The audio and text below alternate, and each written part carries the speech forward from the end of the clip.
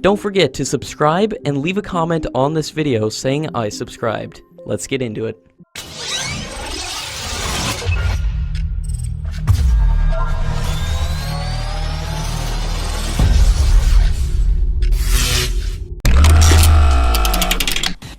According to latest reports, Prime Minister Modi has inaugurated an Indo-Russian joint venture, under which the AK-203 rifles will be manufactured at the Korwa Ordnance Factory. The joint venture is called the Indo-Russia Rifles Private Limited, and the Ordnance Factory Board will have a 50.5% stake in the venture, while Kalashnikov will have 42% and Rosbaron Export will have 7.5%.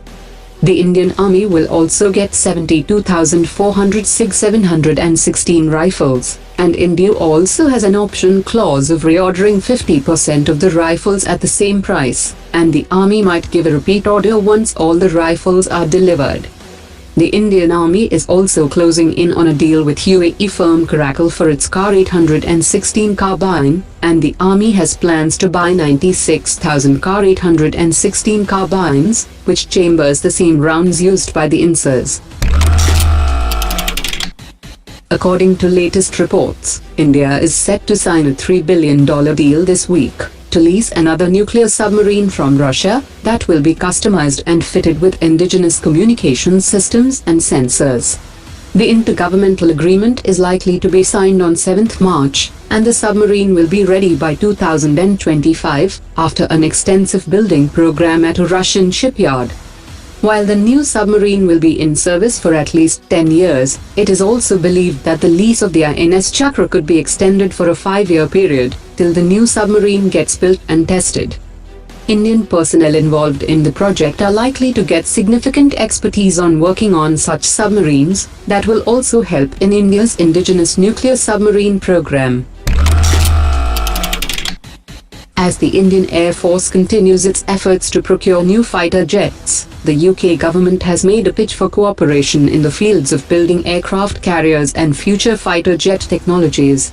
The British High Commissioner in India Dominic Asquith has said that it is a partnership building exercise and not a selling proposition, and India and the UK can collaborate as future defence technologies are increasingly going to be delivered by collaborative programs. The Indian Air Force has floated a tender for 114 fighter jets, while a proposed 5th-generation stealth fighter is on the drawing board. As part of the air combat strategy, UK has begun the Tempest project for developing 6th-generation stealth fighters to replace the Eurofighter Typhoons in service with the Royal Air Force, which are scheduled to be phased out by 2040. According to the information provided by the DRDO, the Manik turbofan engine generating a thrust of 4.25 kN are currently under fabrication, and it is likely to be used to power the indigenously developed subsonic cruise missile in the upcoming trials. BrahMos Aerospace will be assisting DRDO in the integration process of the Manik engine with the cruise system, and the success of the Manik engine is key for several other programs, like anti-ship and air-launched cruise systems. According to latest reports, India's first indigenous aircraft carrier has entered its final phase of construction at the Kochi shipyard, and the planning is ongoing to place orders for carrier-based fighter jets for the upcoming aircraft carrier. The induction of INS Vikrant will allow India to project a 2-carrier battle group on both the western and eastern seaboard. The construction of India's second indigenous aircraft carrier is also expected to start within a period of 3 years, and the 65,000-ton aircraft carrier has received the necessary impetus. The Indian government has placed orders for 56 new ships and submarines that are currently in different stages of construction and will be inducted in a phased manner.